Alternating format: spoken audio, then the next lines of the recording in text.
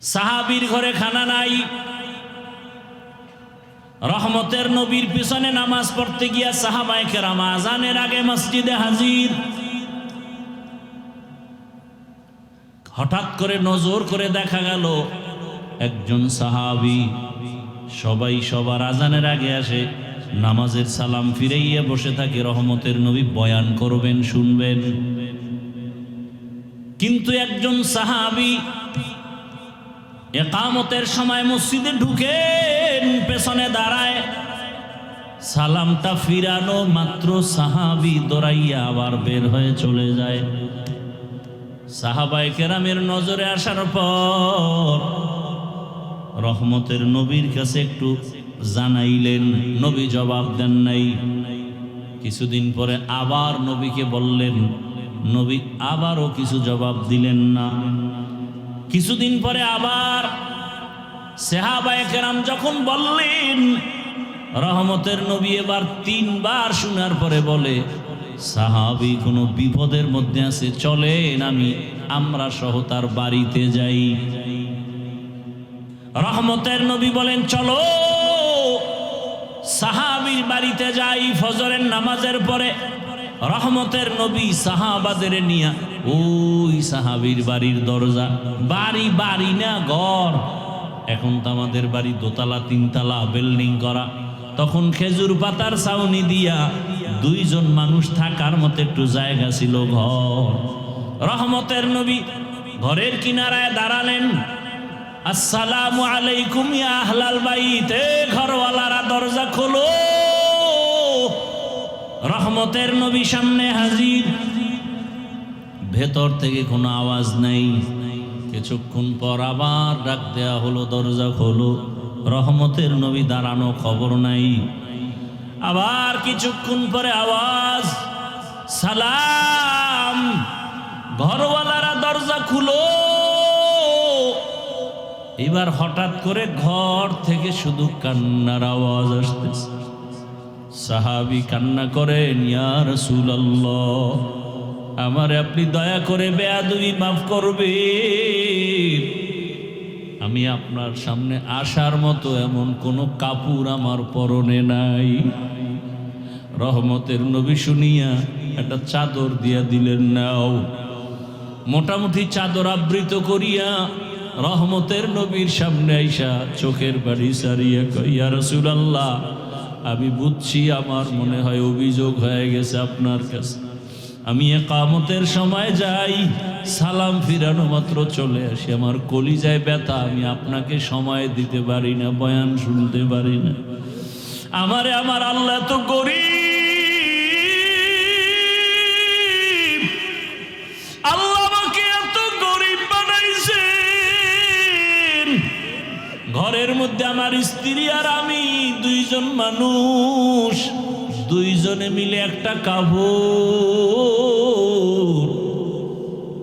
ঘরের ভিতরে একটা গর্ত বানাইছি। আমার স্ত্রীটাকে গর্তের মধ্যে রাইখা কাপড় পরে আমি দৌড়াইয়া নামাজের পিছনে দাঁড়াই। সালাম ফিরানো মাত্র আবার দৌড় দেই, আইসা আমি নিজে গর্তের মধ্যে ঢুকে কাপড় দেই, বিবি যাও তুমি নামাজ আদায় করো। এইভাবে করে করে আমি সংসারের মধ্যে সময় কাটাইয়া, যত কষ্ট হোক আমি আমার মাওলার হুকুমের বাইরে চলি না। সাহাবায়ে কেরামদের চোখে বাণী, রহমতের নবীও কান্না। রহমতের নবী বলেন, ও আরশে আজিমের মালিক, তুমি তাকাইয়া দেখো, কুদরতের নজর দাও, তোমার এই সাহাবী, তোমার বান্দা আমার মোহাব্বতের সাহাবী, এত কষ্টের ভিতরও তোমাকে ভুলে না।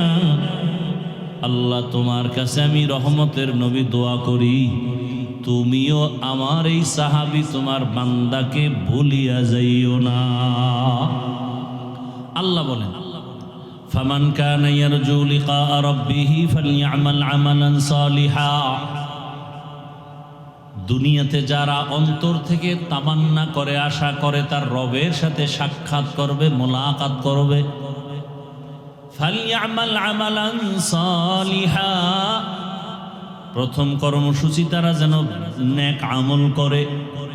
ওয়ালা ইউশরিক বিইবাদাতি রাব্বিহি আহাদা, সতর্কতার সাথে চলতে হবে, শিরিকের গুনাহ যেন ভিতরে না ঢুকে। ইবাদত করতে গিয়া, নেক আমল করতে গিয়া যেন শিরিকের গন্ধ না থাকে। রহমতের নবী বলেন, আখলিস দীনাকা ইয়াকফিকাল আমালুল কালিল। ও মুমিন উম্মত, তোমার ঈমান ও আকীদা পরিশুদ্ধ করো, অল্প আমল জান্নাত পাওয়ার জন্য যথেষ্ট হবে। বেশি আমল না, অল্প। কথা বলতে হবে, আমি জিগাইলে কথা বলবেন। আমল কি কম না বেশি? কম কম, কিন্তু আমলের মধ্যে থাকতে হবে ইখলাস। কি থাকতে হবে? মা মানাল ইখলাস, খালিসান লিওয়াজহিল্লাহি তাআলা। আমি যা করব, যা বলবো, সব হবে আমার আল্লাহর সন্তুষ্টির জন্য। কার জন্য? আমি বয়ান করি আল্লাহকে খুশি করার জন্য, বয়ান শুনি আল্লাহকে খুশি করার জন্য, ঘুমাই আল্লাহকে খুশি করার জন্য, খানা খাই আল্লাহকে খুশি করার জন্য। যেই মানুষটা আল্লাহকে খুশি করার জন্য খানা খাবে, ওই বান্দা বাম হাতে লবণ নিবে না, বাম হাতে পানি পান করবে না। আমগো সমাজে বহু ভদ্রলোক আছে, ডান হাত দিয়া খানা লোকমা দেয়, বাম হাত দিয়া লবণ নেয়। কেউ ভদ্রলোক বাম হাত দিয়া লবণ নেও কেন? কয় এটা তো বাথরুমে ব্যবহার হয়, ওখান থেকে একটু আলাদা ফ্লেভার পাই। আছে না নাই? এরা বলে ভদ্রলোক। কেতনা বড় ইতর হলে এই কাম করে। আল্লাহ হেদায়াত দান করুন। আসতে বললেন কেন? আমিন রে। অন্যের জন্য দোয়া করতে চান না, না? অথচ হাদিস শরীফে আছে, যারা অন্যের জন্য দোয়া করে সেই দোয়াটা নিজের জন্য আগে কবুল হয়। একজনে দোয়া করছে, আয় আল্লাহ, এই এলাকার সবাইকে মাফ করে দাও। একজন ফেরেশতা আইসা হাজির। আল্লাহ বলে, বান্দা কার জন্য দোয়া করলো? কয় এলাকার সবার জন্য। কয় নিজের জন্য করে নাই? কয় না। আল্লাহ বলে, ফেরেশতা সাক্ষী থাক, আমি আর আগে তারে মাফ করে দিলাম। উমর দিন ইমাম রে কয়, হুজুর আমার আব্বার জন্য দোয়া করিয়েন। মনে মনে নিয়ত করছে 1000 টাকা হাদিয়া দিবে। হুজুরে ইমাম সাহেবের মোনাজাত দিয়ে যখন হাত উঠাইছে না, ওই ব্যক্তির বাবার নামের সাথে আরো 3-4 জনের জন্য দোয়া করে ফেলছে। ওই বেচারার মনে কষ্ট, দোয়া তো 5 ভাগ হয়ে গেছে। চাইলাম আমার বাবার জন্য, এটা 5 ভাগ হয়ে আরো 4 বাড়ি গেছে গা। মনে মনে রাগ হয়ে গেছে, না হাদিয়া পুরাটা দেওয়া যাবে না। নামাজের পরে 200 টাকা লইয়া ইমাম সাহেবের গিয়ে কয়, নেন হুজুর। এরমই কইরেন। এরকম কিছু মূর্খ সমাজে আছে না নাই? আবার একজনে দোয়া করতে গেছে, হুজুরে করছে ঠিক, কিন্তু বাবার নাম কয় নাই। মাথা গরম। আরে হুজুর আমার আব্বার নাম কইলেন না, আল্লাহ যদি ভুলে অন্যদিকে দিয়ে দেয়। এরকম সমাজে মূর্খ আছে না নাই? আবার দেখবেন জানাজার মাঠে যখন দাঁড়ায়, পিছন থেকে কয়, ও হুজুর কি বাংলা নিয়ত কন। আছে না নাই? রসুল কি বাংলায় কথা কইছে? তাহলে বাংলা নিয়ত পাইলেন কই? এত অ্যাডভান্স বুঝেন কেন হুজুরদের থেকে? কোনো নিয়ত নাই। আর একদল দেখবেন খুব বুজুর্গ, একামত চলে, হে দাঁড়ায় দাঁড়ায় নাওয়াইতুন ধাক্কাইতেছে। ধাক্কাইয়া শেষে গিয়া দেখে যে একটু ভুল হয়ে গেছে, আবার শুরু। এরকম করতে করতে করতে করতে আলহামদু শেষ, তাকবিরুল আর ফজিলত শেষ, হে নাওয়াইতুন ধাক্কাইতেছে। এই সব কিছুর মূলে ধর্মের জ্ঞানের যথেষ্ট পরিমাণ অভাব। তো আমল হবে কম, কিন্তু থাকতে হবে কি? ইখলাস। অর্থাৎ যা করব কার জন্য? আল্লাহর জন্য। খাকো বাদো আব আতিশ বান্দা আন, বা মানে তু মুর্দা বা হক জিন্দা আন। ইন্না সালাতি ওয়া নুসুকি ওয়া মাহইয়ায়া ওয়া মামাতি লিল্লাহ ওয়া মামাতি লিল্লাহি রাব্বিল আলামিন।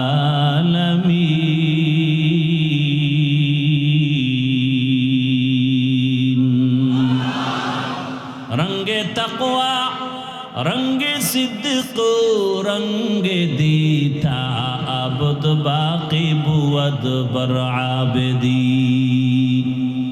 পয়গম্বর ইব্রাহিম নবী দোয়া করেন, হে মালিক, আমার নামাজ, আমার কোরবানি, আমার মরে যাওয়া, বেঁচে থাকা সব তোমার জন্য। আমি বেঁচে আছি তোমার জন্য, তার মানে 1 সেকেন্ড সময়ও তোমার ইবাদতের বাইরে আমি সময় কাটাবো না। আমি রাস্তায় হাঁটতেছি, জবানে জিকির চলবে। আমি ঘুমের বিছানায় গেছি, জবানে দরুদের আমল করো। দরুদ পড়তে পড়তে ঘুমাও, সারাটা রাত তোমার আমল নামায় ঘুমাইলেও দরুদের সওয়াব লেখা হবে। আতিনা ফি দারে দুনিয়া না হাসানাতিনা ফি দারে উকবা না হাসান। ইয়া গিয়াসাল মুস্তাগীসিন ইহদিনা লিফতিখারা বিল উলুমে ওয়াল গিনা। হর গড়ি দে नेको तू तैयार है, जो न मांगे उससे तू बेजार है। হে রসুল, আপনি বলে দেন যারা আমার সাক্ষাৎ চায়, মোলাকাত চায়, যারা চায় না তাদেরকে না, যারা চায় তাদের জন্য কর্মসূচি 2টা। বলেন আপনারা আল্লাহর সাথে মোলাকাত চাননি? আপনাদের জন্য কর্মসূচি 2টা, একটা ইতিবাচক আর একটা নেতিবাচক। 1 নাম্বার কর্মসূচি নেক আমল করো। 2য় কর্মসূচি শিরিক থেকে নিজেকে বাঁচাও। নেক আমল, আমল মানে কাজ। আমল আবার 2 প্রকার, বদ আমল আর নেক আমল। গুনাহে সগীরা কবিরা, কুফর শিরিক বেদাত, এগুলো সব হলো বদ আমল। ফরজ ওয়াজিব সুন্নত মুস্তাহাব এগুলো নেক আমল। বদ আমল আবার 2 প্রকার, ফাহশা আর মুনকার। ইন্নাস সালাতা তানহা আনিল ফাহশাই ওয়াল মুনকার ওয়া লাযিকরুল্লাহি আকবার। নিশ্চিত নামাজ মানুষকে পাপাচার থেকে ফিরায় রাখবে। নামাজ ঘোষণাকার। নামাজ মানুষকে দুনিয়ার সব অপরাধ থেকে ফিরায় দিবে নামাজ। কিন্তু আমাদের সমাজে কিছু নামাজি আছে, মিথ্যা কথাও বলে, নামাজ পড়ে সুদ খায়, ঘুষ খায়। নাই? নামাজও পড়ে অন্যের হক নষ্ট করে, নামাজ পড়ে কুফরি মতবাদের পেছনে দৌড়ায়। আছে না নাই? নামাজ পড়ে বলে এত নামাজ লাগে না, এত ইবাদত লাগে না, এত আমল লাগে না। হুজুরের কলিজা দিয়া ভালোবাসে, টাকা পয়সা দান করে, হাদিয়াও দেয়, কিন্তু হুজুর যদি একটু সুদের ওয়াজ করে মাথা গরম। হুজুর যদি একটু ইসলাম নিয়ে কথা বলে, রাষ্ট্র নিয়ে কথা বলে, মাথা গরম। আছে না নাই? বলে হুজুর যত বয়ান করবেন রাজনীতি নিয়ে কিছু বলবেন না, কারণ এটা আমার আব্বা পুরা দেশ আমার নামে লিখে দিয়ে গেছে, এখানে মাস্তানি আমরা করব, আপনারা না। এই মন মানসিকতার কিছু জাহেল আছে না নাই? এরা গোটা জাতির ব্রেনকে ওয়াশ করে ফেলেছে। বলে আগুন আর পানি যেমন আলাদা, এক হওয়া সম্ভব না। ঠিক ইসলাম আর রাজনীতি আলাদা, রাজনীতির মধ্যে ইসলাম এক হতে পারে না। এটা কোন জেলা? চুয়াডাঙ্গা। কোন থানা? জীবননগরের মানুষ লিখে রাখো, এই যুবকেরা 2 ফিট 3 ফিটের একটা ব্যানার বানাবি, 200 টাকা হয়তো খরচ হবে, একটা না পারলে আরো বেশি। ব্যানার বানাইয়া পুরা বাজারে বাজারে লাগা, আর লিখে দে ইসলাম আর রাজনীতির সম্পর্ক চিনি আর পানির মতো। চিনির সাথে পানি মিশলে যেমন আলাদা করা যায় না, রাজনীতি থেকে ইসলাম আলাদা করা যায় না। সূর্যের সাথে আলো যেমন লাগানো, ফুলের সাথে ঘেরান যেমন লাগানো, ফুল থেকে ঘেরান না থাকলে ফুলের যেমন মূল্য নাই, রাজনীতিতে মদিনার আদর্শ আর ইসলাম না থাকলে ওটা রাজনীতির মূল্য নাই, ওটা রাজনীতি থাকে না, ওটা দুর্নীতি হয়ে যায়। এবার ব্যানারে লেখ, পৃথিবীতে একমাত্র পবিত্র রাজনীতির নাম ইসলামী রাজনীতি। আর সব না পাক, সব না পাক, সব না পাক। একমাত্র পবিত্র রাজনীতির নাম কি? এবার আল্লাহ আকল দিছে, আকল, বিবেক, বেঈমানি কইরেন না, মানেন আর না মানেন সত্য কথাটা স্বীকার করেন। এ ভাই খুব বুঝার চেষ্টা করেন। একজনে নামাজ পড়ে না, তাকে গালি দেওয়া যাবে, তাকে আমি আগে সালাম দিব, কিন্তু যদি কেউ নামাজের বিরোধিতা করে তাকে ছাড় দেওয়া যাবে না। ব্যবধান আছে না নাই? যে নামাজ পড়ে না সে মুমিন, যে নামাজ পছন্দ করে না সে বেঈমান, যে দাড়ি রাখে না সে মুমিন, যে দাড়ি পছন্দ করে না সে বেঈমান। ব্যবধান বুঝেন তো? দাড়ি রাখে না কিন্তু মনের মধ্যে কি আছে? ওই যে শুরুতে বলছিলাম, আফসোস, সুযোগ পেলে আর একজনে বলে দাড়ির দরকার নাই, বেঈমান। একজনে পর্দা করে না, সে মুমিন, আফসোস আছে। আর একজন পর্দার বিরোধিতা করে, সে কি? বেঈমান, তার ঈমান নাই। একজন ইসলামী রাজনীতি করেন না, কোনো দ্বন্দ্ব নাই, গালি নাই, কিন্তু ইসলামী রাজনীতির বিরোধিতা করলে আপনার সাথে কোনো ছাড় নাই। এবার আমাকে বলেন, সুলাইমান নবী গোটা দুনিয়ার রাষ্ট্র চালাইছেন, জানেননি? ঘটনা কোরআনে আসেনি? ভাই সত্য কথাটা স্বীকার করেন। আপনি মুসলমানে তো টেনশন করেন কেন? কোথায় যাবেন? আল্লাহর জমিন ছেড়ে দেন, এত বাহাদুরি করেন, আল্লাহর দেওয়া সূর্যের আলো নিয়েন না। পৃথিবীর কোন সরকার কি দাবি করছে এই সূর্য আমার? একেবারে আদম থেকে শুরু করে আজকে পর্যন্ত কোন বেঈমান কি বলছে সূর্য আমার, চন্দ্র আমার? তাহলে বোঝা গেল সূর্যের মালিক কে? আল্লাহরে যারা মানো না, সূর্যের আলো ছেড়ে দেয়। পৃথিবীর কোন বেঈমান, আল্লাহর দুশমন কি বলছে বাতাস আমার কথায় চলে? বলেন সত্য কথা বলেন, বাতাস কার? পৃথিবীর কোন বেঈমান আল্লাহর দুশমন কি বলছে জমিন আমার, আসমান আমার? তাহলে জমিনে, আল্লাহর জমিনে থাকো কেন? মরো। আল্লাহরে এত ভালো লাগে না তো ছেড়ে দাও আল্লাহর জমিন। আল্লাহ হেদায়েত দান করুন। ইউসুফ নবী মিশরের অর্থমন্ত্রী ছিলেন, জানেননি? শুনেন নাই জীবন? কোরআনে ঘটনা আছে না নাই? জুলকারনাইন বাদশাহ গোটা দুনিয়া চালাইছেন, কোরআনে আছে না নাই? আমি কি বানায় বলতেছি? রহমতের নবী মদিনার রাষ্ট্র চালাইছেননি? আবু বকর, ওমর, ওসমান চালাইছেননি? তাহলে কেন বিরোধিতা করেন? আপনি করেন না, কোনো দ্বন্দ্ব নাই, বিরোধিতা করলে ছাড় নাই। সাবধান। ব্যানার লাগা, এই যুবকেরা ব্যানার টানা আর লেখ, পবিত্র রাজনীতির নাম ইসলাম, বাকি সব না পাক। ব্যানারে লেখ, কিয়ামত পর্যন্ত এই জমিনে ইসলাম আর মদিনার আদর্শ যতদিন পর্যন্ত বাস্তবায়ন হবে না, ততদিন পর্যন্ত এই জমিনে কেউ শান্তি দিতে পারবে না।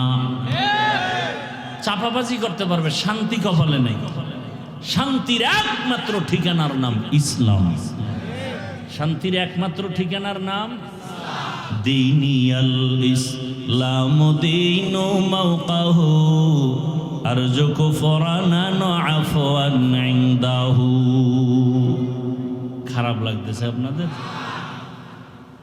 ভালো লাগবে আর কবে? হুজুরেরা সব মইরে গেলে। কেমন সমাজে আছেন টের তো পান না। বাবা তার আপন মেয়েটারে হোটেলের মধ্যে ঢুকাইয়া বলে, আজকের রাতের জন্য তুই আমার কাছে মেয়ে না স্ত্রীর সমান। নাউজুবিল্লাহ আসে না? এটা কি ইন্ডিয়ার খবর? সোনার বাংলার তাজা খবর। এমন সমাজে বসবাস করেন, ভালো করে বুঝেন। আতরের দোকানের কাছে গেলে ঘ্রাণ আসবে, এটাই বাস্তবতা। ভালো মানুষ দিয়া সমাজ ভালো করা যায়, নাপাক মানুষ দিয়া সমাজ পবিত্র করা যায় না। কি বুঝেন কথা? যেই ব্যক্তি 3 বেলা খাইয়া বিড়ি টানে, গাঞ্জা খায়, মদ পান করে, এই ব্যক্তির দিমাগ পাক না নাপাক? মদ পান করে কেউ জিকির করে, বরং বউরে মা কয়া ডাকে, ঠিক নেই? এই লোকটার দিমাগ নাপাক। এরপরে চোখের গুনাহ, হাতের গুনাহ, অন্তরের গুনাহ, জবানের গুনাহ, এমন একটা নাপাক অসৎ চরিত্রহীন। এরে যদি বলেন আমাকে এই সমাজের দায়িত্ব নিয়ে সমাজটা নাপাক করিয়া দাও, পবিত্র বানাও, তাহলে অবস্থাটা কেমন হবে বলবনি? বলেন। লঙ্গিতে লাগছে গোবর, গোবর চিনেননি? আপনাকে দেশে নাই তো? লঙ্গিতে গোবর লাগছে, বলেন তো এখন পাক না নাপাক? লঙ্গির গোবর নাপাক। এই গোবর দূর করার জন্য কি লাগবে? কি লাগবে? অচেনা এলাকায় খুঁজতেছি, কই পানি, পানি, পানি, পানি, পানি, নাই নাই নাই। ঘাম ছুটে গেছে, পানি পাই না। একজনে কয়, ভাই এত পেরেশানি কেন? পানি তো নিজের কাছেই আছে। আছে না? পানি তো নিজের কাছেই আছে, বাহিরে খুঁজো কেন? ওই পানির দাম কি? এইটা দিয়ে ধুইয়া দাও। তা চিন্তা করছে, এত কষ্ট করিয়া খুঁজা পানি যখন পাই নাই, তাহলে প্রস্রাবের পানি দিয়া গোবর ধুইয়া দিই। প্রস্রাবের পানি দিয়া গোবর ধুইলে নাপাক গেল না আরো ছড়াইল? প্রস্রাবের পানি দিয়া গোবর নাপাক ধুইতে গিয়া যেমন নাপাক আরো ছড়ায়, সুদখোর, ঘুষখোর, গাঞ্জাখোর, মদখোরের দিয়া সমাজের পবিত্রতার দায়িত্ব দিলে সমাজ আরো নাপাক হয়ে যাবে। তুকু যাও সুন্নতে আহমদ কো যা বা মুহাম্মদ কৈবুদ নিসবতরা মান আহাব্বা সুন্নতি কৌলে রসুল মজদায়ে কা নামাই হাম কুন কবু। রবের সাথে যারা মোলাকাত করতে চায় তাদের জন্য 1 নাম্বার কর্মসূচি নেক আমল করবে। কি আমল? কি আপনাদের কি ধারণা জানি না, আমল টামল তো লাগে না? লাগে? আপনি কোন লাগে লাগে না? আল্লাহ কি কয়? আল্লাহ বলেন আমি মানুষ বানাইছি শুধু আমল করানোর জন্য। দলিল আল্লাযী খালাকাল মাউতা ওয়াল হায়াতা লিয়াবলুয়াকুম আইয়ুকুম আহসানু আমালা ওয়া হুয়াল আজিজুল গফুর।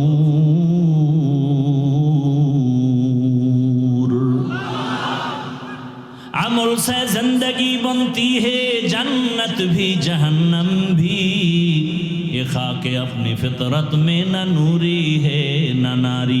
আমি আপনাদের পেশের কথা কম বলি, সহজে যেন সাধারণ মানুষ আমার বয়ান বুঝতে পারে, এজন্য সংক্ষেপ সংক্ষেপ ছোট ছোট কথা দিয়ে উদাহরণ দিয়ে বুঝাই। আমারে সহজে জবাব দেন সবাই, পেশ গোছের কথা নাই, সহজ জবাব দেন তো। ইশরাক, আউয়াবিন, চাষ, তাহাজ্জুদ রসুল পড়ছেন? সাহাবায়ে কেরাম এই আমলগুলো করছেন? আপনি কি সাহাবায়ে কেরামদের থেকে বড় ওলি হয়ে গেছেন? তা আপনারা কোন বেঈমানে বলল যে আমল লাগে না? কোন বেঈমান? আল্লাহ কায় আমলের জন্য পাঠাইছে। কোন আল্লাহর দুশমন আপনাকে কানের মধ্যে আওয়াজ দিল যে আমল লাগে না? অথচ যার যত আমল ভালো তার ইমানের পাওয়ার ভালো।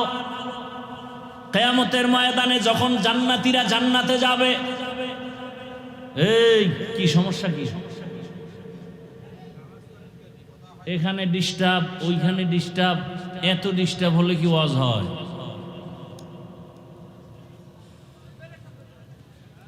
আল্লাহ একবার আনছে, আর কবে আনবে জানি না।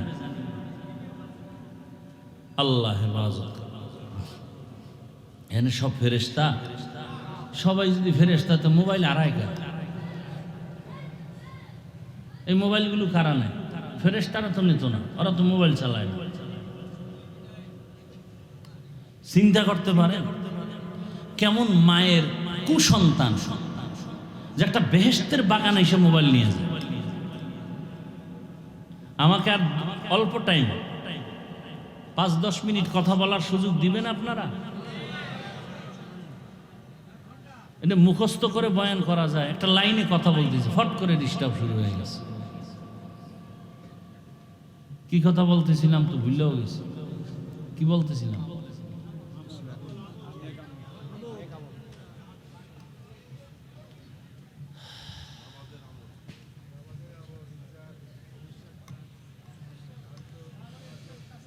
আল্লাহ পাক আমলের জন্য আমাদের পাঠাইলেন।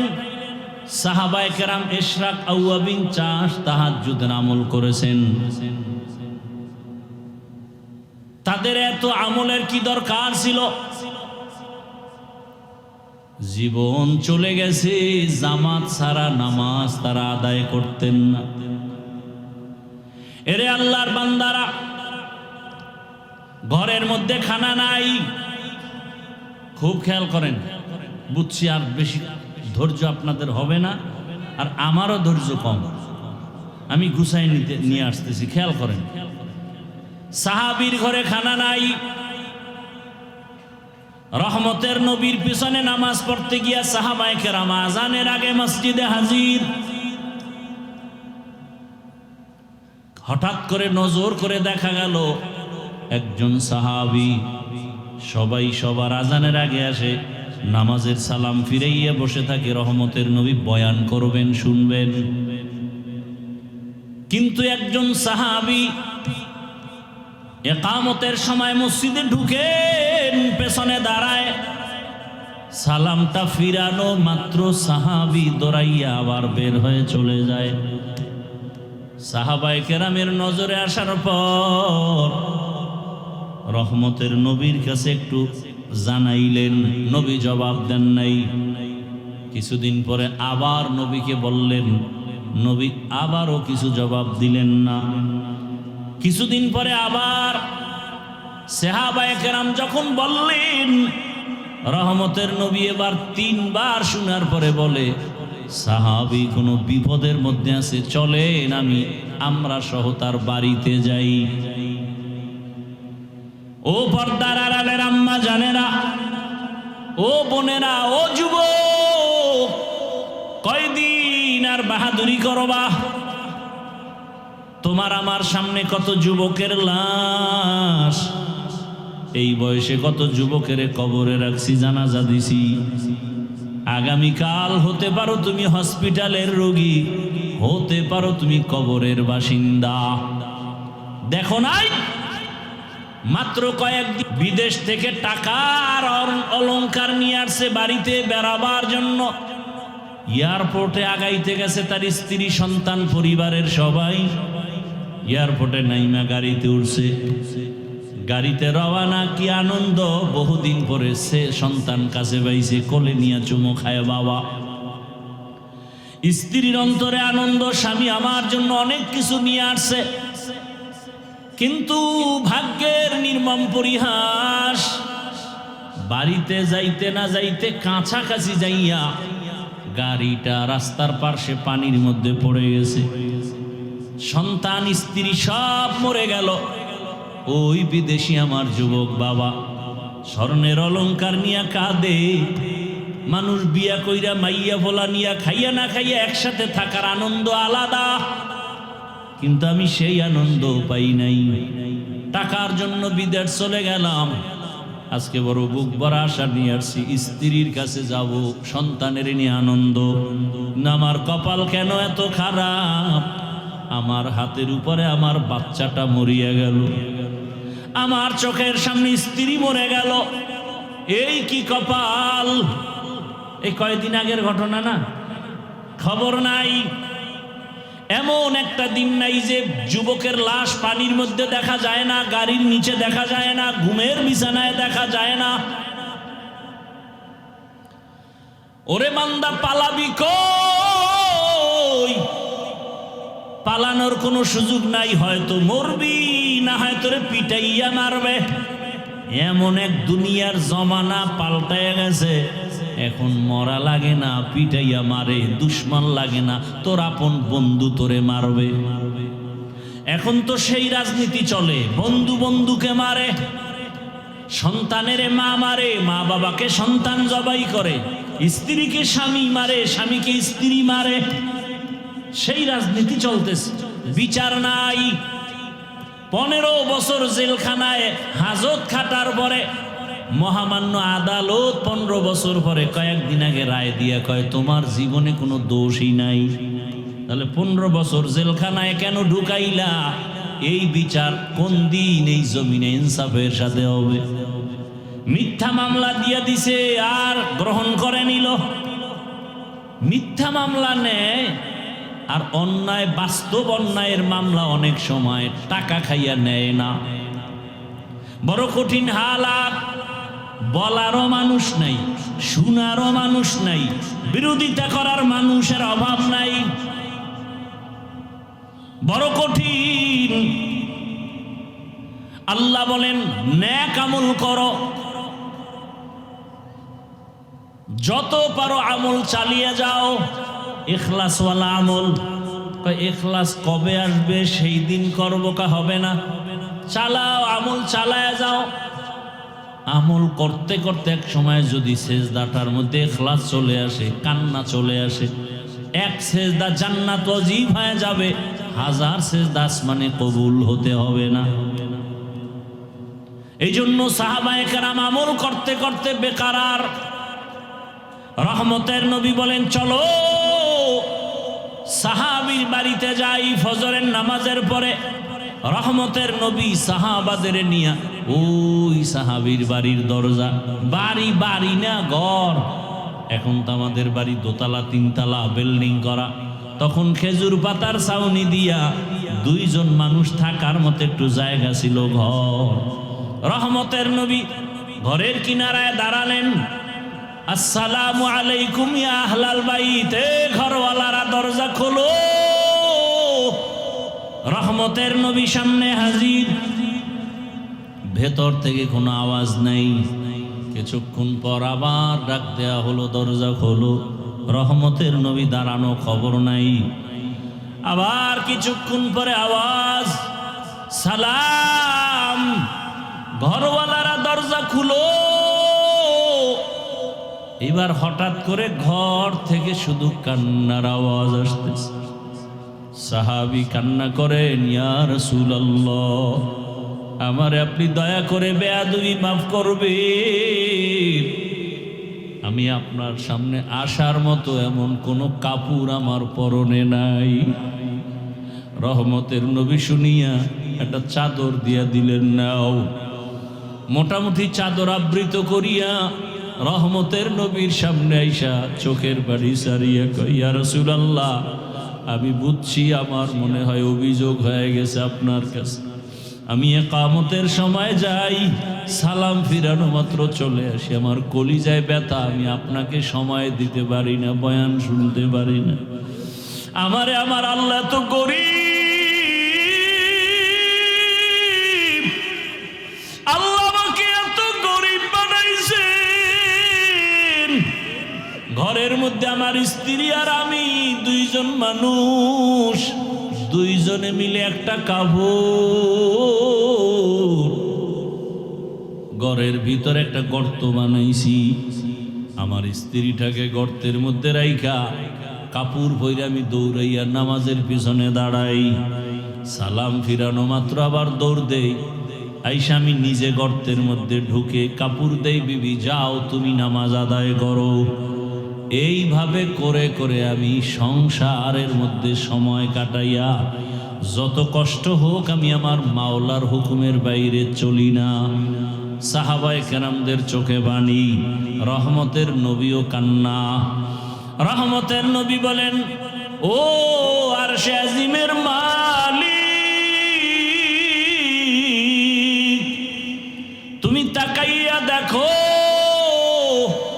কুদরতের নজর দাও, তোমার এই সাহাবী, তোমার বান্দা আমার মোহাব্বতের সাহাবী, এত কষ্টের ভিতরও তোমাকে ভুলে না। আল্লাহ তোমার কাছে আমি রহমতের নবী দোয়া করি, তুমিও আমার এই সাহাবী তোমার বান্দাকে ভুলিয়া যাইও না। আর আপনারা একটু কিছু না হইতেই গ্রামীণ ব্যাংকে দৌড়ান, একটা চায়ের দোকান দিবেন তাও সুদের টাকা লোন উঠাইয়া দেন। ওরে সুদের সাথে যারা জড়িত তারা 24টা ঘন্টার সেকেন্ডে সেকেন্ডে গর্ভধারিণী মায়ের সাথে জেনার গুনাহ হচ্ছে, খবর নাই। সুদের সাথে যারা জড়িত তাদের নামাজ হবে না, রোজা হবে না, মোনাজাত কবুল হবে না, তেলাওয়াত হবে না। আল্লাহ কোরআনে স্পষ্ট বলছেন, তোমার সাথে আমি যুদ্ধ করার জন্য রেডি। এরে আল্লাহর বান্দারা, আল্লাহর সাথে মোলাকাতের ইচ্ছা যাদের আছে তাদের জন্য করণীয় নেক আমল। সতর্কবাণী, শিরিক করা যাবে না। শিরিক মানে কি? বলে আল্লাহর মতো আল্লাহ আছে মনে করা শিরিক, আল্লাহর ক্ষমতার মতো কারো ক্ষমতা আছে মনে করা শিরিক, আল্লাহ পাকের হুকুমের মতো কারো হুকুম মানতে হবে এই ভাব নেওয়া শিরিক। দুনিয়ার কারো হুকুম আমার আল্লাহর হুকুমের সমান না। আল্লাহর হুকুম যেই গুরুত্ব দিয়া মানি, অন্যের হুকুমে গুরুত্ব দেয়া যাবে না। আল্লাহর স্পেশাল কিছু গুণ আছে, এই গুণটা অন্যের মধ্যে আছে মনে করার নাম শিরিক। যারা শিরিক করবে তারা মুশরিক, মুশরিকদের জন্য জান্নাত হারাম। ওয়া মান ইউশরিক বিল্লাহ ফাকাদ হারামাল্লাহু আলাইহিল জান্নাহ ইন্নাল্লাহা লা ইয়াগফিরু আন ইউশরাকা বিহি ওয়া ইয়াগফিরু মা দুনা যালিকা লিমান ইয়াশা ওয়া মান ইউশরিক বিল্লাহ ফাকাদ দাল্লা দালালান বাঈদা। শিরিক করা যাবে না, নেক আমল ছাড়া যাবে না, তবে ইখলাসের সাথে আমল করো। এত বয়ান করার পরও কেন আমল হয় না রে বাবা? এর কারণটা খুঁজে বার করছেননি? মনে করি আপনাদের আল্লাহ আমার আল্লাহ দুইজন। কয়জন? একজন। আপনাদের নবী আমার নবী আলাদা না এক? আপনাদের কোরআন আমার কোরআন, ভালো করে স্বীকার করেন, তাল মিলাইয়েন না। আপনাদের কাবা আমার কাবা, আপনাদের কালেমা আমার কালেমা, আপনাদের ধর্ম আমার ধর্ম, আপনাদের নবী আমার নবী। দুনিয়াতে আসছি সিস্টেম, নাকি আপনারা লুঙ্গি পরে আসছেন? বিদায়বেলা কাফনের সংখ্যা, আমার সম্মানে একটা কাফন বাড়ানো হবে, রিক্সা ড্রাইভার গরিব হওয়ার কারণে একটা কাফন কমানো হবে। আমাকেও 3টা কাফন, আপনাকেও 3টা কাফন দেয়া হবে, কালার হবে আলাদা। আমি হুজুরদের কালার একরকম, আপনাদেরটা আর এক রকম। হ্যাঁ, কাফনের উপরে লেখা থাকবে বড় হুজুরের লাশ, টাকাওয়ালার লাশ, কবরের সাইজও। এই দিকের মানুষের কবর একটু বড় না সব সাইজ এক? কবরে প্রশ্ন হবে 3টা আলাদা। আমাদের প্রশ্ন একরকম, আপনাদেরটা আর এক রকম। ও বাবারা, ও যুবকরা, ও মা বোনেরা, ভালো করে বুঝেন, আপনার আমার আল্লাহ এক, নবী এক, কোরআন এক, কাবা এক, ধর্ম এক, কালেমা এক, কাফন এক, কালার এক, কবর এক, প্রশ্ন এক। তাহলে আপনাকে বয়ান করব কেন? বয়ান তো করব তাদের যারা আল্লাহ চিনে না, কোরআন হাদিস বুঝে না। হিন্দুদের বয়ান করব, খ্রিস্টানকে করব, ইহুদিকে করব। আপনারা কোরআন হাদিস বুঝেন, এরপর আপনাকে বয়ান কেন? কেন না? আপনার পিছনে ঘুরতে ঘুরতে সংসারের খবর নাই। সব আলেম, ছেলে মেয়ের খবর নেওয়ার সময় নাই।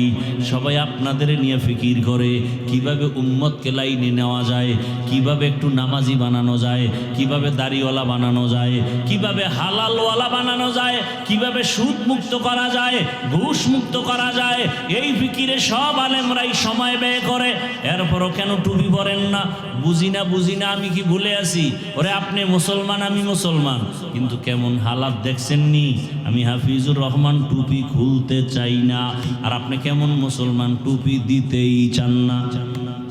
আমি কেমন মুসলমান দাড়ি কাটতে চাই না, আপনি কেমন মুসলমান যে দাড়ি রাখতে চান না। আমি কেমন মুসলমান যে নামাজ ছাড়তে চাই না, আপনি কেমন মুসলমান নামাজ পড়তে চান না। আমি কেমন মুসলমান পর্দা না করলে লজ্জা পাই, আপনি কেমন মুসলমান যে পর্দা করতে গেলে লজ্জা পান। বুঝি না কিছু, কই বয়ান যায়?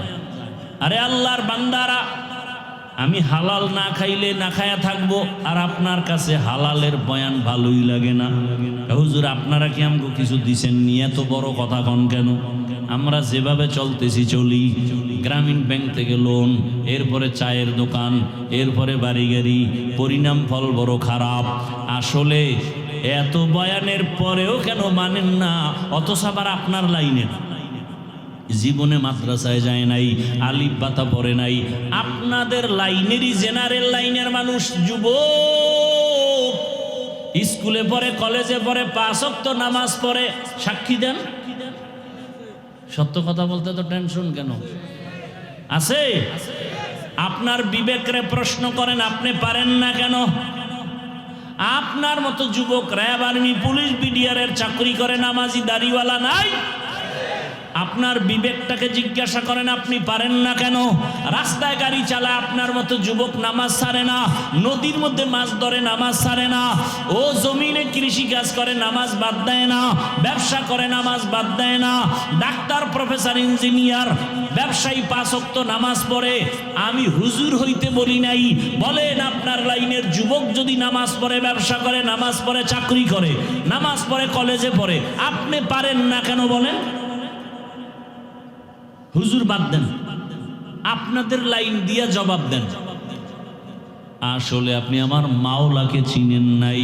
যে যাকে চিনে না সে তাকে মানে না, যে যাকে চিনে সে তাকে মানার মতো মানে। বলে কেমন মানে? জীবনটা দিতেও রেডি হয়ে যায়। নেতারে চিনছেন, নেতার জন্য জীবন দিতে লাঠি মিছিল করেন। নেত্রীকে চিনছেন, নেত্রীর পক্ষ নিয়ে লাঠি মিছিল করেন। ঠিক নেই? আল্লাহকে চিনলে তো আপনি পাগলের মতো হয়ে যাইতেন, আপনি নামাজ ছাড়তে পারতেন না, পর্দার লঙ্ঘন করতে পারতেন না। আসলে আল্লাহকে চিনতে পারেন নাই। আল্লাহ যে কত দয়ার মালিক। কণ্ঠ দিয়ে কথা বের হচ্ছে, বলে এটা কোন সরকার বের করে, এই মেশিন কোথায়, এই কথাগুলো কোন মেশিন থেকে বের হয়? পাইছেননি মেশিন? গাল ব্যথা করে, ঠোঁট ব্যথা করে, কপাল ব্যথা করে, জিহ্বা ব্যথা করে না? লবণের ফ্যাক্টরি থেকে তেল বের হয় না, তৈলের ফ্যাক্টরি থেকে লবণ আসে না। আর আমার আল্লাহরে চিনেন না। একটা মায়ের থেকে 10টা সন্তান আসছে, 10 জনার চেহারা 10 ভাবে। দেখছেন নি? কণ্ঠের সাথে কোনো মিল নাই। এরে বান্দা তাকাও, বিশাল, এটি কি গাছ? এইটা কি গাছ? কাঁঠাল গাছ। দেখছেন? এই গাছটারে টুকরা টুকরা করে দেখো তো, 2 সাইডে কাঁঠাল পাওনি? হ্যাঁ? অথচ এটার থেকে কি পরিমাণ কাঁঠাল আস্তে আস্তে বড় হয়, ভেতরে কোষ কত মিষ্টি, যেটা চিনির সাথে মিলবে না। মিলবে? এ আল্লাহর বান্দা চিনো আমার আল্লাহ কেমন? বিশাল বড় আসমান টানায় রাখছে, কোনো খুঁটি নাই। আমার আল্লাহকে চিনো রে বাবা। আমার আল্লাহকে চিনলে তো তুমি বিরুদ্ধে যাইতে পারো না। এখনো সময় আছে, আমার আল্লাহর মোহাব্বত অন্তরে জমা করো। ঘুমাইছো, ঘুম মানি মরা। দোয়াও তো করি মরার দোয়া, আল্লাহুম্মা বিসমিকা আমুতু, ও মাওলা তোমার নামে মইরা গেলাম। ওই ঘুম থেকে চোর আসছে ঘরে, কানের অলংকার টাইনা নিয়ে গেছে, কান ছিঁড়ে গেছে, রক্ত ভরে, টের পায় না। কেমন মরা মরে ঘুমের ভিতরে। আল্লাহ কয় দেখ, এই ঘুম থেকে সজাগ করে কে? আল্লাহ সজাগ করে। মশারি দিয়া মশা ঢুকছে, কানের সামনে গান গায়। কানের ছিদ্র মশারির ছিদ্র থেকে ছোট না বড়? মশারির ছিদ্র দিয়া মশা ঢুকছে, কান দিয়া ঢুকে না কেন? ওখানে তোর আব্বা বৈশা বৈশা পাহারা দেয়। আমার মাওলারে চিনো? আমার আল্লাহ ফেরেশতা লাগায় দিছে। আমার বান্দা সারাদিন ব্যবসা চাকরি করেছে, ফেরেশতা পাহারা দাও, মশা যেন ভেতরে গিয়া কষ্ট না দেয়। এরে আল্লাহর বান্দার, আল্লাহর দেওয়া পানি, আল্লাহর দেওয়া বাতাস, আল্লাহর দেওয়া সূর্যের আলো, জমিনের ফসল খাও, ফল খাও, ফসল খাও, গাছের ফল। আল্লাহকে চিনো না রে বান্দা? ওই সমুদ্রের মধ্যে মাছ যদি আল্লাহ কইতে ধরা দিবি না, কোনো আদম সন্তানের ক্ষমতা ছিল না মাছ ধইরা নিয়ে আসবে। গাভীর থেকে 20 কেজি দুধ বের করছো, কালকে ওলানটা কেটে দাও, এরপরে দেখো তো 1 কেজি পাওনি গরুটার ভিতরে, পাবেন? বড় কঠিন হালাত। যেই গাভী 20 কেজি দুধ দেয়, ওটারে জবাই করো, 1 ফোঁটা দুধও পাইবা না। আমার আল্লাহকে চিনো। এত সুন্দর চেহারা দিছেন যিনি, তিনি আমার আল্লাহ। এত সুন্দর আমি হাঁটতে জানতাম না, আল্লাহ আমাকে হাঁটার শক্তি দিছেন। দুনিয়াতে আসছি, দাঁত নাই, দাঁত দিলেন। আব্বা আম্মা কোনোদিন দোয়াও করেন নাই, আমাকে শক্তি দান করলেন, কথা বলার শক্তি। দুনিয়াতে আসিয়া মা বলে ডাকতে পারি নাই, আল্লাহ পাক আস্তে আস্তে কথা বলার শক্তি দিলেন। আল্লাহ টাকা পয়সার মালিক বানাইলেন, আল্লাহ সম্মানের চেয়ার দান করলেন। ও বান্দা, আমার আল্লাহকে চিনিয়া এখনো কি তওবার দরজায় ফিরবা না? অন্তরকে শুধু এতটুকু বুঝাও যে আমি মাওলানা মুফতি মুহাদ্দিস হতে বলি নাই, বরং আমি যুবকদের বলে গেলাম, ও যুবকেরা, স্কুলে পড়ো, কলেজে পড়ো, চাকরি করো, ব্যবসা করো, ডাক্তার হও, ইঞ্জিনিয়ার হও, প্রফেসর হও, এসপি হও, ডিসি হও, ওসি হও, দোয়া করে গেলাম দিল থেকে। তবে অনুরোধ হলো, বেয়াদব হইও না। বলবা হাফিজ ভাই বেয়াদব হব না মানি, অর্থাৎ 3 জায়গায় বেয়াদবি করবা না, করলেই মরার আগে কপাল শেষ, জীবন শেষ। মরবি না, বিছানায় ধুকে ধুকে কাঁদবি। 1 নাম্বার জায়গা মা বাবা, 2য় জায়গা বেয়াদবি করা যাবে না শিক্ষক, 3 নাম্বার জায়গা উলামায়ে কেরাম মুরব্বী। এই 3 জায়গায় বেয়াদবি করলে মরার আগে জীবনটা পঙ্গু হয়ে যাবে। হাত উঠে বলা লাগবে না ওরে শেষ করো। দিলের মধ্যে যদি কষ্ট আসে তোমার আচরণে, আর একটা নিঃশ্বাস যদি তোর মা বাবায় বলে আহ, তোর কপাল নষ্ট হতে আর কিছু দরকার নাই। ডাক্তার হইয়া বেয়াদব হইও না, ইঞ্জিনিয়ার হও বেয়াদব হয় না, প্রফেসর হও বেয়াদব হইও না, ডাক্তার হও বেয়াদব হইও না। বরং এই 3 জায়গা থেকে দোয়া নাও, মা বাবার দোয়া, শিক্ষকের দোয়া, উলামায়ে কেরামের দোয়া নিয়া নবীর আদর্শ মতো চলো। তোমার মতো যুবক যদি স্কুল কলেজে পড়িয়া নামাজ পড়ে, তুমি পারবা না কেন? এলাকার মা বোনেরা, আপনার মতো মা কত বোন এই এলাকায় কি নাই, নামাজ পড়ে, পর্দা করে, স্বামীর মাল হেফাজত করে, মোবাইলে সময় নষ্ট করে না। আম্মা জানেরা একটু চিন্তা করেন, আপনারা কেন পারবেন না? আপনার সন্তানকে যদি আদর্শ ডাক্তার বানাতে চান, আপনাকে আগে আদর্শওয়ালা হতে হবে। কারণ গাছ ভালো হলে ফল ভালো হবে, মা বাপ ভালো হলে সন্তান ভালো হবে। অতএব আম্মা জান, আপনার মতো কত মা যদি পর্দা করে, এখনো নামাজ পড়ে, আপনি কেন পারবেন না? আপনার কপাল তো অনেক ভালো। আপনারা তো নবীদের স্ত্রীদের মতো এবং নবীদের মায়ের মতো, সাহাবায়ে কেরামদের মায়ের মতো। আপনাদের কত সম্মান আল্লাহ দান করেছেন। এখনো সময় আছে, তওবা করেন। জীবনে কোন দিন মরণ হবে জানা নাই, এক এক করে সবাই চলে যাইতেছে। আল্লাহর কাছে তওবা করেন। জীবনে বেপরদায় চলবেন না, নামাজ ছাড়বেন না, মোবাইলে সময় নষ্ট করবেন না। ও আমার যুবক বাবারা, আল্লাহর কাছে মনে মনে তওবা করো। জীবনে দাড়ি কম কাটো নাই, নামাজ কম ছাড়ো নাই, বেপরদায় কম চলো নাই, মদের আড্ডা, বিভিন্ন পার্কে পার্কে দৌড়াইলা। এখন থেকে তওবা করো। কয়দিন আর বাঁচবা? আগামীকাল ঘুমাবা, ঘুমের মধ্যে না জানি মরণের খবর হয়ে যায়। মা চিল্লায় বলবে আমার বাবাই মরে গেছে, সবাই তাড়াতাড়ি আসো। বন্ধু খবর পাইয়া নাম্বার ডিলেট, বন্ধু নাই, নাম্বারও রেখে লাভ নাই, কবরের বাসিন্দা হয়ে যাওয়া। আল্লাহর কাছে অন্তরের বুঝায় তওবা করো। আল্লাহকে মনে মনে বলো, হে মালিক, জীবনে বহু অন্যায় করেছি, আর করব না, নামাজ ছাড়বো না, দাড়ি কাটবো না, বেপরদায় চলবো না। মা বাবার দোয়া নিয়া, শিক্ষকের দোয়া নিয়া, উলামায়ে কেরামের পরামর্শ নিয়া নবীজির সুন্নাত অনুযায়ী চলবো। তওবা করার মতো যদি অন্তর তৈরি হয়, মুনাফিকি যদি অন্তরে না থাকে, খাঁটি তওবার নিয়ত যাদের আছে, ওমরের মতো মেজাজ নিয়ে যারা বসছো, খাঁটি তওবার নিয়তে 2টো হাত আল্লাহকে দেখায় দাও। আয় আল্লাহ, হাতগুলো কবুল করে নেন, তওবা কবুল করে নেন, তওবার উপরে মজবুত হইয়া চলার তৌফিক দান করেন। আমিন। আলহামদুলিল্লাহি রাব্বিল আলামিন।